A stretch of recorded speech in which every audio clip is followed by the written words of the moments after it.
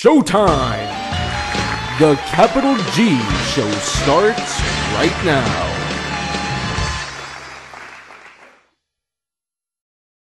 What's up YouTube, Capital G here. We're talking Satellarknights in this video and asking, are they now going to have 6 copies of Infernity Barrier?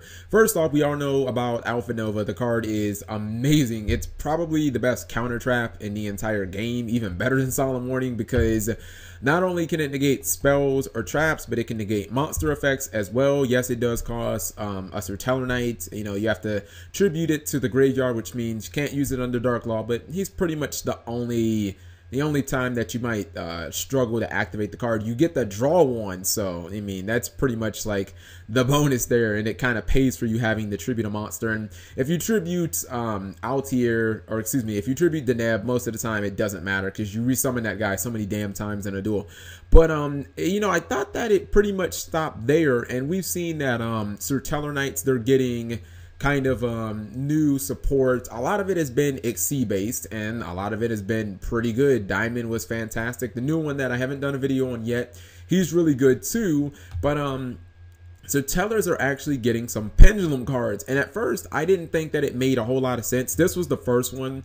It's Sire Teller Zefra buff, and actually if you notice just in the artwork, this is still Swarm Roach. Well, excuse me, this is Aesatellarknight, who was still Swarm Roach originally, and you know again that this is Aesatellarknight because if you look at all of his variations, if you look at his lore and all of the cards, monster effects, or excuse me, the monster cards that he's been on, you will notice that the 1900 0 defense, it never changes. His stats have not changed from Roach to Aesatellarknight to this card. His stats stay the same because it's essentially the same dude. He started off as evil, and then he kind of thought about becoming good after the war. He was never technically corrupted by the Evil Swarm virus. Then he became good, and now apparently he joined the Satellarknights.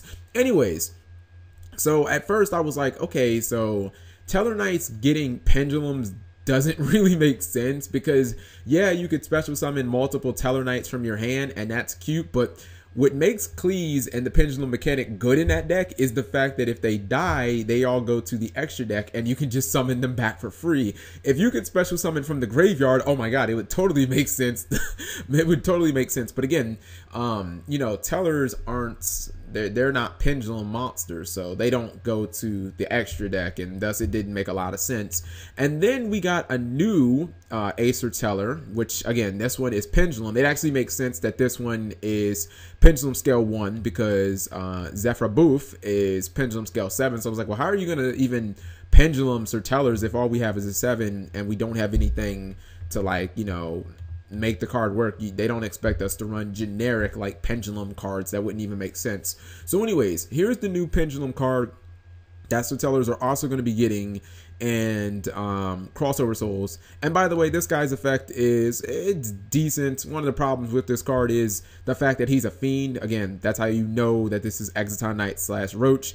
He's not even a warrior, despite the fact that he's an S-Knight. He's still, once again, a fiend, and his effect basically when he's summoned in any way, even Pendulum Summoned, you can target a set card your opponent controls and an S-Knight other than himself, and you can blow both of those cards up. It's not bad. It's not great. I wasn't in love with the card, but the new one is actually pretty interesting.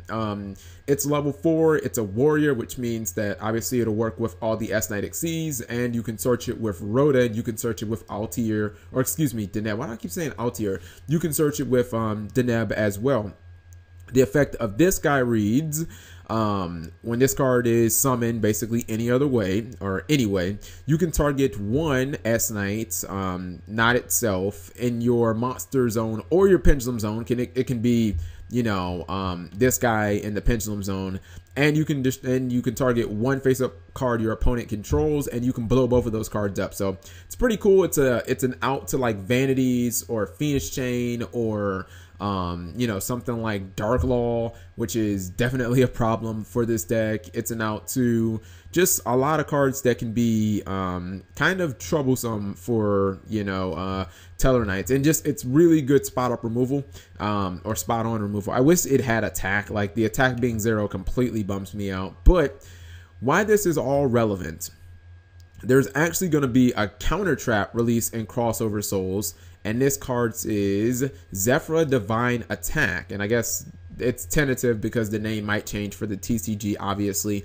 The counter trap reads, when a monster effect, spell or trap is activated, banish one Zefra monster from your extra deck, negate that activation, and if you do, destroy it. So basically, it's Infernity Barrier verbatim. The only difference is you have to have a Zefra monster on top of your extra deck and you have to banish it. Well, Satellarknights just got 2 of them that meet that condition. And what actually ties this all together is not only are they both searchable by Deneb, but you can also use Alpha Nova on both of these cards. And since they're pendulums, when you send them to the graveyard, they can immediately move themselves to the extra deck. So essentially, like, okay, you could summon this guy and you could like go Vega and then summon this guy, and your opponent might use Vanity's Emptiness, right? And you say, all right, well, I'm going to Alpha Nova you. And you draw a card, sending this guy to the graveyard, and then he sends himself to the top of the extra. And then later in the duel, pretty much at any time, you have this card locked and loaded as a Infernity Barrier with absolutely no restrictions. It doesn't say that you have to have an Aesatellarknight on the field or that you have to have an Aesatellarknight on, you know, in your graveyard or anything. All you needed was that Zefra on top of your extra deck. And since that guy isn't going anywhere, because you're probably not going to pendulum with Satellarknights even with the new pendulum cards, it means that that Infernity Barrier is just going to get it in. I mean, you're going to be able to negate whatever the hell your opponent does, and this negates, you know, monster effects that activate anywhere. So I'm looking at Satellarknights and I'm thinking, the fact that these guys are all searchable by Deneb, the fact that they're all level 4, so you can still exceed with them, it looks really good. It looks like a card like Uno might be losing his place in the deck, because this guy being Scrap Dragon is pretty cool, because it outs you know, kind of troublesome cards like Vanities and Dark Law, and you know, your opponent having like a Snatch Steal on one of your monsters. You can just blow up your guy and blow up their Snatch Steal and get your monster back. And then it allows you to run more copies of Infernity Barrier, which are absolutely fantastic in the game of Yu-Gi-Oh! And since nobody runs counter traps but Aesatellarknights, most of the time this card's gonna go off. So let me know what you guys think. I think it's pretty cool. It's pretty interesting. Again, I think that as we get closer to Crossover Souls, Una might lose his spot in the deck. It might be to the new Aesatellarknight. It might be to this Scrap Dragon guy. I wish this guy had some type of attack. Even if he should have just been at least 1,000. I could have worked with that shit because of Honest, you know what I mean? But like 0 attack does kind of suck. But let me know what you guys think. Thank you for watching as always. Subscribing makes life happy.